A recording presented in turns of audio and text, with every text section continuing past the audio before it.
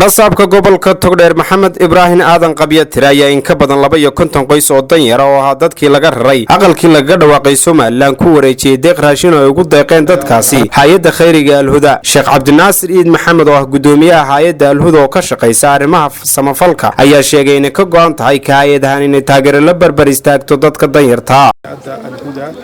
waxa maanta farxad iyo sharaf ku nooca in aanu kala qayb qaadano danyar ah oo ku nool magaalada Burco duruufaha jira sida awgeedna aanu qaybino raashinkaasi oo ka kooban bariis, sonkor, daqiiq, saliid iyo timir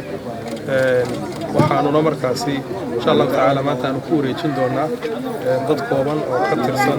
dadka danyarta ee Burco waliba gaar ahaan dadkii laga raray meeshii ama xaruntii taariikhiga ahayd ee laga dhawaaqay booliskaaga Jamhuuriyadda Soomaaliland barasaabka gobolka Togdheer Maxamed Ibraahin Aadan Qabya tiraya hay'adda Al-Huda ku bogaadiyay sidii had iyo jeer ugu heelan tahay inay taakulayso dadka jilicsan aad iyo aad baan ugu mahadnaqaynaa hay'adda khayriga Al-Huda aad iyo aad baan ugu mahadnaqaynaa waayo maaha wixii ugu horeeyay soo gaarsiiyeen had iyo jeer codsiga aan u gudbino markaba way naciibaan wali ka soo joogto iskana arkaysaan waa qoysaskan ka rarnay State House halkii booliskaaga Soomaaliland iyo qoysaskii kale aan ka rarnay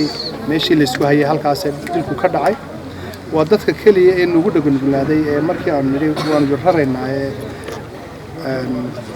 markiiba naciibay naga aqbalay anaguna wanaagii ay noo sameeyeen waxaan ku bedelay inaan ka harin waan mar walba wax tarkooda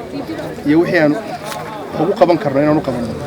ana u gudbiyay Al-Huda inay noo soo caawiyaan saakana waxoogaa weelbiyood baanu siinay imikana jawaabtii ay noo soo bixiyeen Al-Huda jazakallahu khayr ilaahay idinka jazaaysiyo inta kale gudoomiyaha gobolka Togdheer ayaa deeq ah foostooyin biyaha gudoonsiyay dadkii laga raray aqalka laga dhawaaqay Soomaaliland deeqdaas oo ugu tabaruceen dadkaasi jiraasan hay'adda CCBRS halkan maanta waxaynu ku bixinaynaa in 240 weelka lagu shubto biyaha waxaynu ugu talagalnay in ka faa'iideystaan 240 qoys oo danyara waxa naga codsaday gudoomiyaha gobolka Togdheer gudoomiyaha aad iyo aad kaga mahad celinayna sida dadka danyarta aad maxay heeday u daneynayso iyo guud ahaan gobolka oo dhan wax badan baa iska bedelay intii aad noo timi taasaan ugu mahad celinayna 40 ka qoys ay maanta siiyeen weelkii ay biyaha ku shuban lahayn waayo noloshu waa biyaha weeye marka waxaan leeyahay CCBRS na jiro jooga mana aha tii koowaad ay bixiyeen mana aha tii u dambeysay tii u horeysayna ma aha waxaan filayaa inay socon doonto gudoomiyaha aad baan ugu mahadnaqayaa hay'adda ama NGO-geena CCBRS oo intii aan gobolka joogo wixii ugu horeeyay bixiyaan oo ah 240 ka weelbiyoodka aad iyo aad baan ugu mahadnaqayaa